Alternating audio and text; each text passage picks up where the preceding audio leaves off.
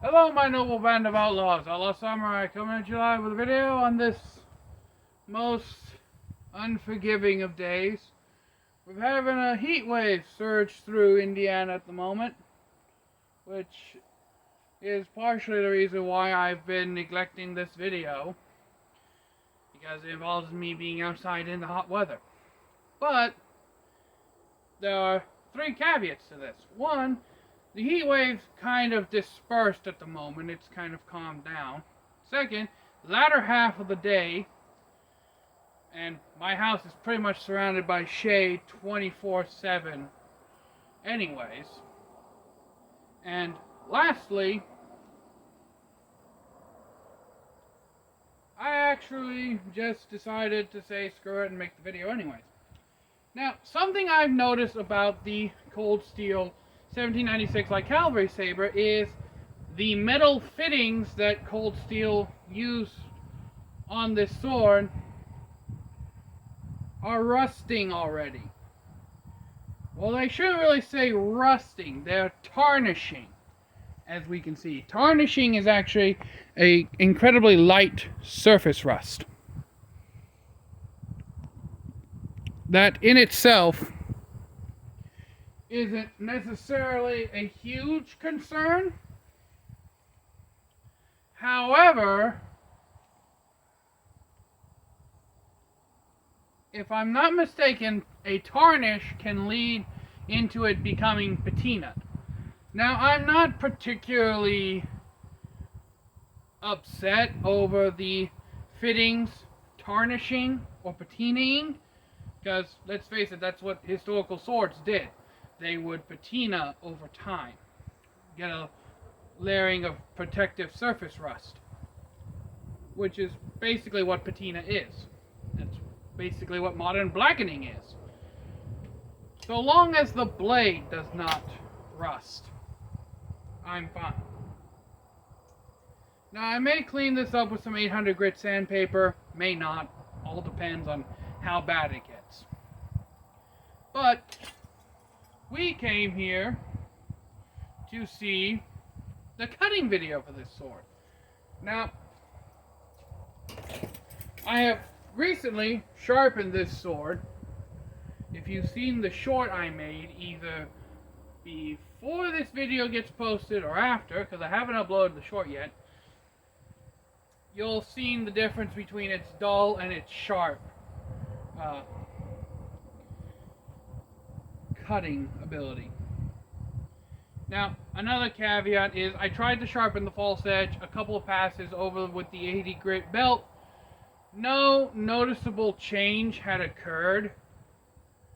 So I decided to say fuck it, and I believe that the 80 grit belt, the false edge is just there to add to its thrusting and piercing ability so that it could get through tough, fibrous military clothing of the day. Now, we came here to see a cutting video. But just as I did in the dull video, I will first show you what the I also have the Kriegsmesser out here. And we will see what the Kriegsmesser can do against the model first. Then we will see what the Sabre can do. So 3, 2, 1.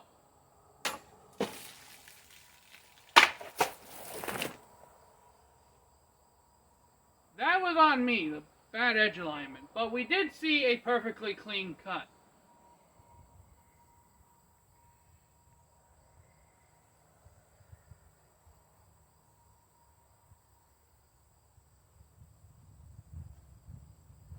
A sweat rag here. Probably not a good idea for my salty as hell sweat to come into contact with these blades.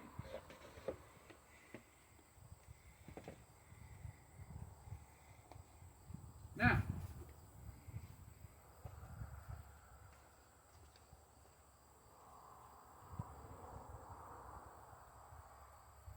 for the Sabre.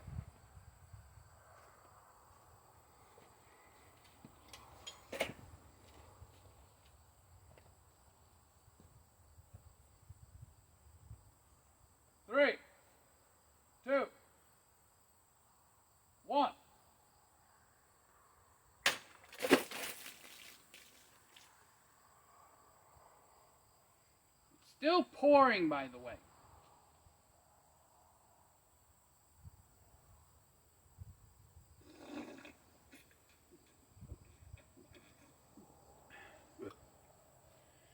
Victory sip.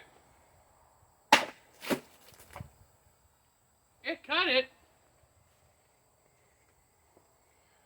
Just not extremely well.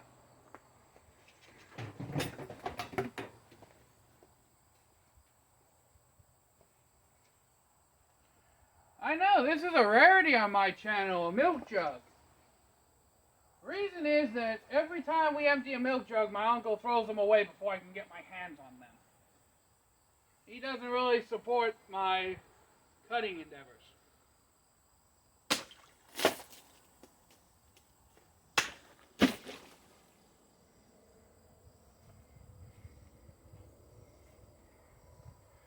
I still have some getting used to.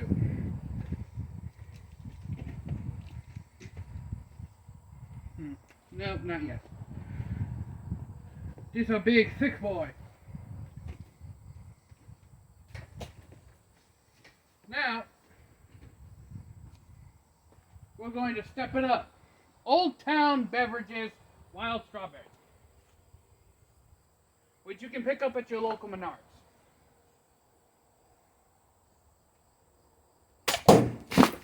Oh shit!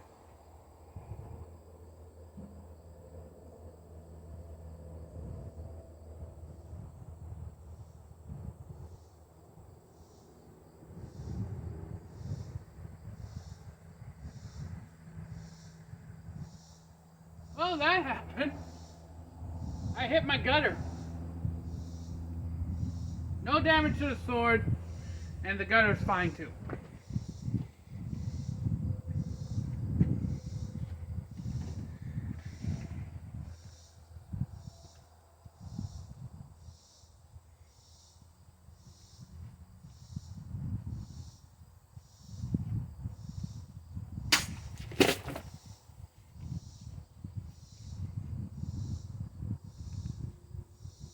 Ooh, nice.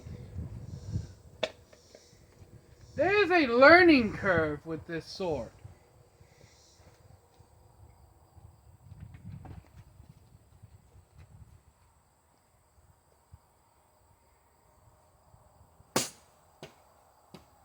Yep, definitely a learning curve.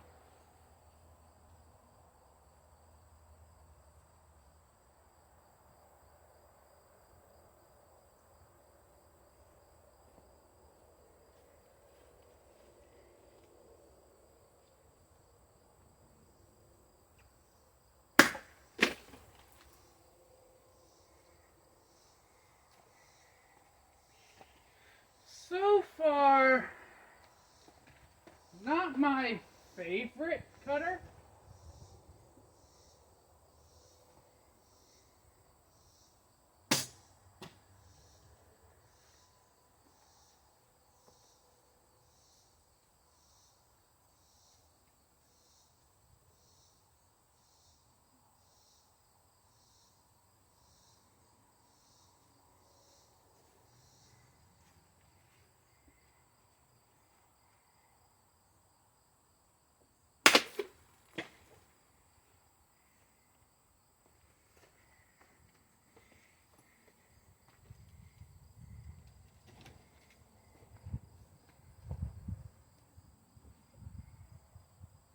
Let's try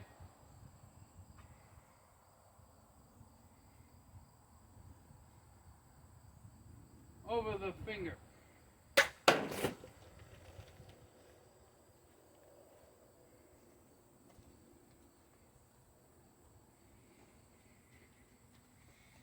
All right.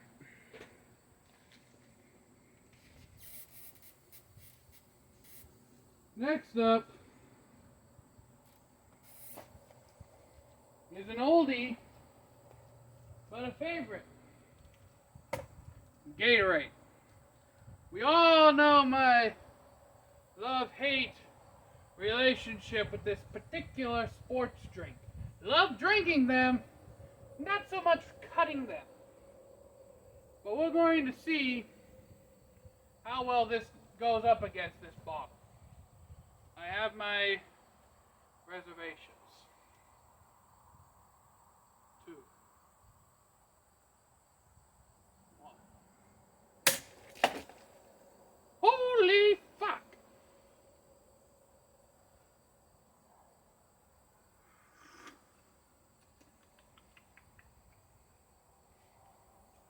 Victory! Okay. So, something I'm taking immediate notice of. By the way, blade is still straight, even after all them hard cuts. But the thing I'm taking immediate notice of is the fact that this sword, I think it very much emphasizes the need to work on edge alignment. And what I mean by that is these 1-gallon water jugs, as we all know in the sword community, aside from the Ice Mountain and the water bottle brand, are the easiest to cut through. I mean, you don't even really need to watch your edge alignment to do shit like that.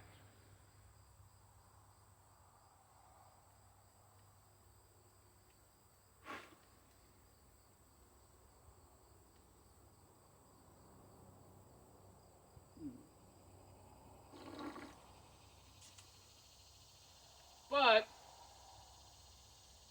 when you do pay attention to your edge alignment with this sword,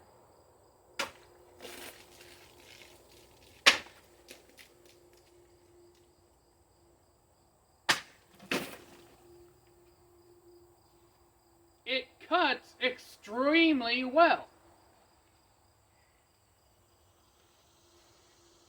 Now let me demonstrate this one more time.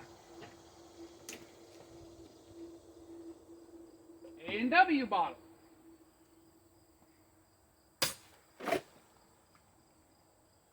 Well, that doesn't really help to prove my point.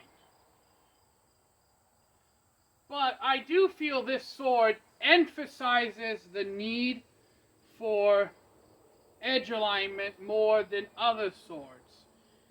Simply because it is thinner than most single-edged swords. Now, granted, this is a military saber, so it was, kind of meant to be on the lighter side of swords for military usage, but also be robust enough to handle a lot of heavy use. And this is the big boy. This is real hard test striker. I find that these half-gallon Gatorade bottles are particularly good for, in terms of bottles, torture testing.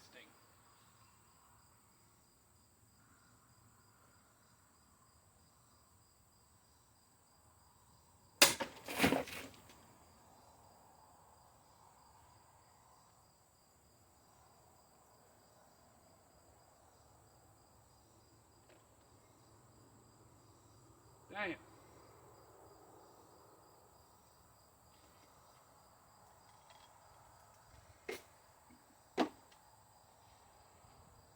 Well, this sword's just making a jackass out of me. All the trouble I had at the beginning, and now, what? 6, 7 bottles in? It's not doing any, it's just sailing through this shit.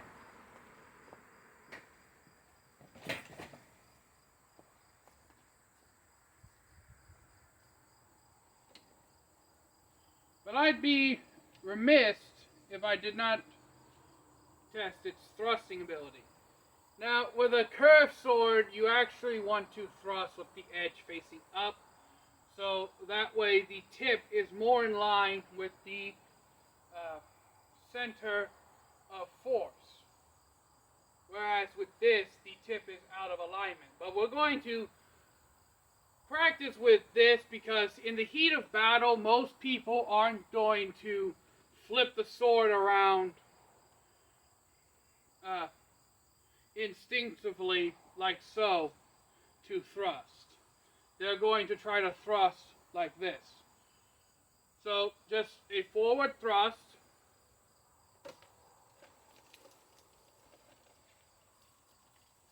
No problems at all. Side thrust.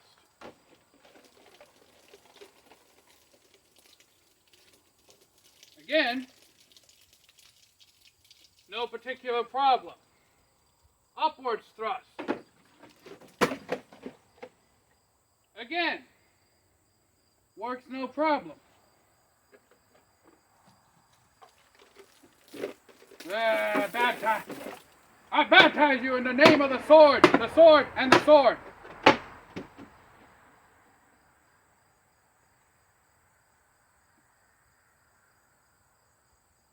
Outlaw doing an impersonation of a southern preacher.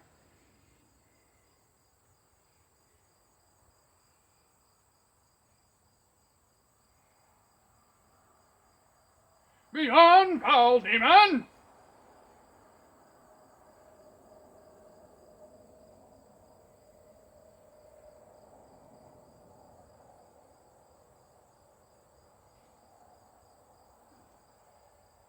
But, just to simply put it,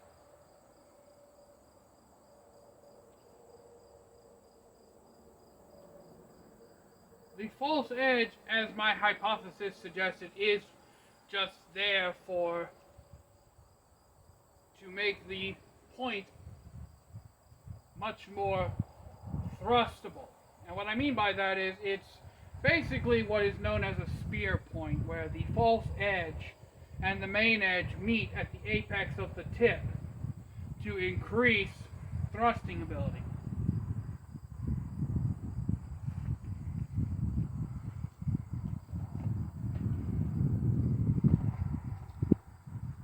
So overall,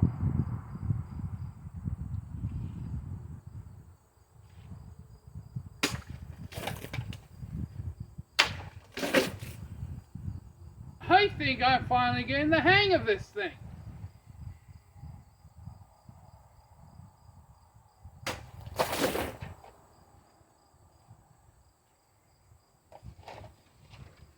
It did cut, by the way.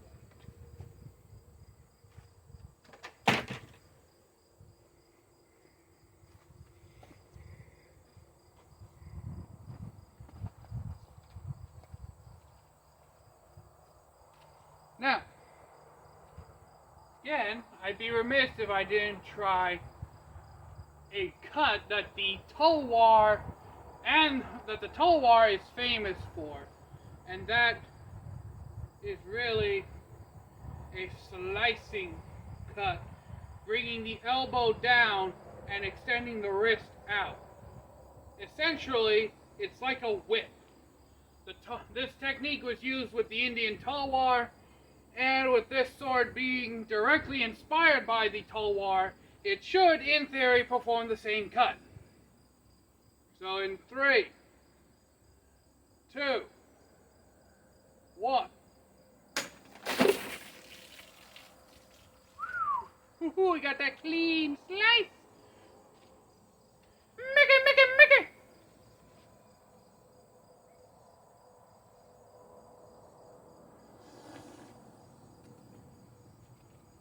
Victory.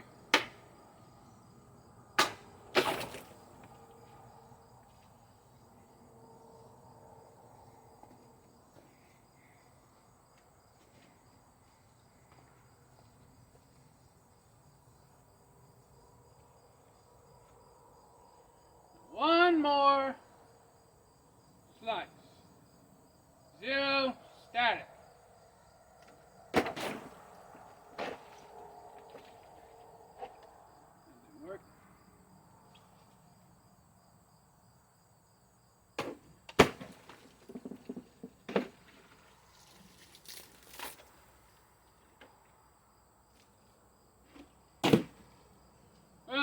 static didn't work. I think it's because this sword lacks the acute edge angle and mass in the upper third of the blade to really drive the sword into the bottle.